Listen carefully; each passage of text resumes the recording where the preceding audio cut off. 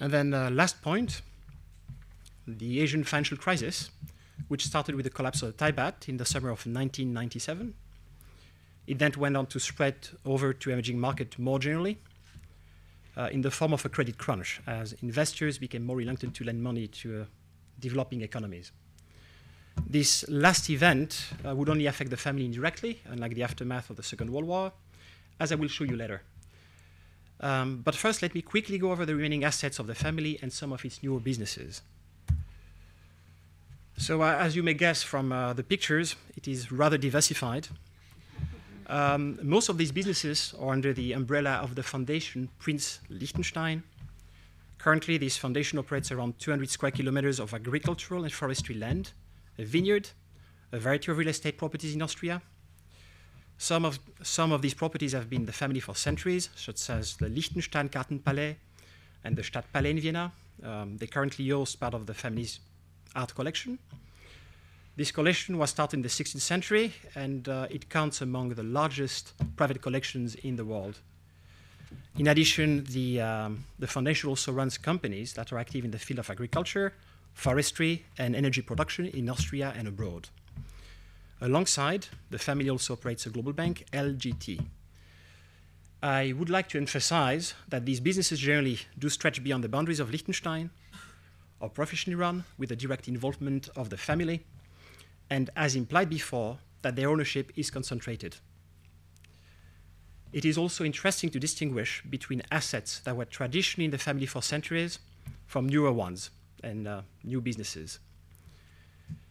I decided to describe in more details two of these businesses as they are relatively new to the family and probably best illustrate the subject at hand.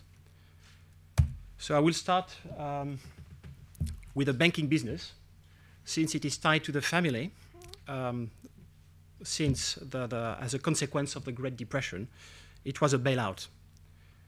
So in 1930, the family bought out a bank in Liechtenstein, one of the two only local banks in Liechtenstein, to save it from bankruptcy.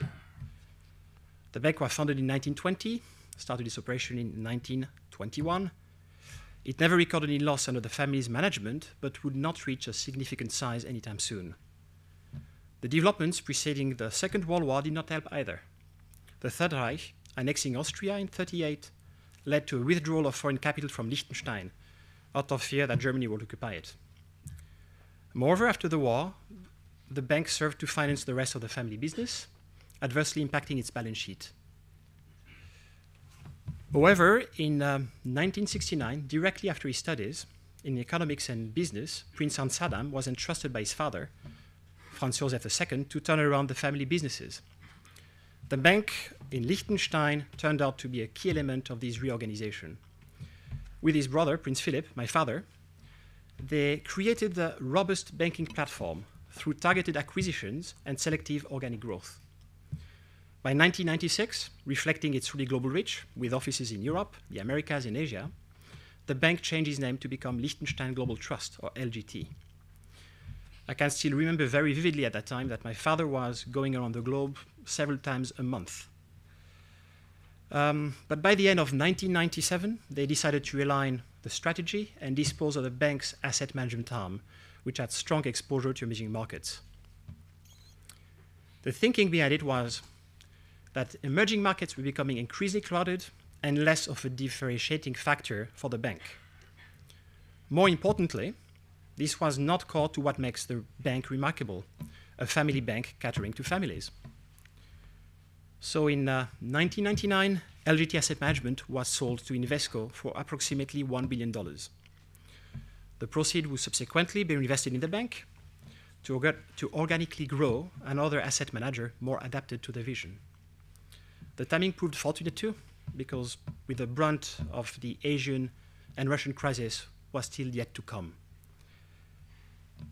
Today, we're happy to say that LGT is the largest private banking and asset management group in the world that is entirely owned by one family. It is also managed by the family, and its biggest client is the family, providing an unusual strong alignment of interest between clients and managers. I decided to choose also this company because I think it's also very special. So as the part of Prince Hans Adam's reorganization in the 70s, the family acquired some sizable farms in Texas and Arkansas. Prince Hans Adam, being all too aware of the potential dangers of our eastern neighbors under the influence of the communist USSR, decided to diversify the family's real estate portfolio away from the Iron Curtain. This proved to be the start of a very successful venture, which would eventually develop into what is today Rice Tech. It started from a 200 square kilometers rice farming partnership, the Farms of Texas company, to become the first company to introduce hybrid rice on the American market and the current leading rice breeder in America. Once again, the single ownership and the long-term investment horizon of the owner paid off. It allowed Prince Hans Adam to persevere and realize his vision. So let me take to the few conclusions I've been drawing out of it. What is interesting to see is that most of these businesses have been characterized by the long-term view, the mitigation of risks through diversification when feasible, all while maintaining core values. I have to admit, I can only admire the vision of and the persistence in its endeavors that the generation of my father had displayed in the last decades. Innovations, seen as radical changes or revelation of strategy, have often been a means for the family to preserve its wealth of tradition, knowledge, and assets, if not simply to survive. These have given life to a one-of-a-kind bank, as well as an American leading company in an innovative market, and have afforded the family to resume its art collecting, the prince having bought over 700 pieces for the family princely collection since 1985. Let me also point out that innovation can come from deliberate thought process, or sometimes it simply emerges.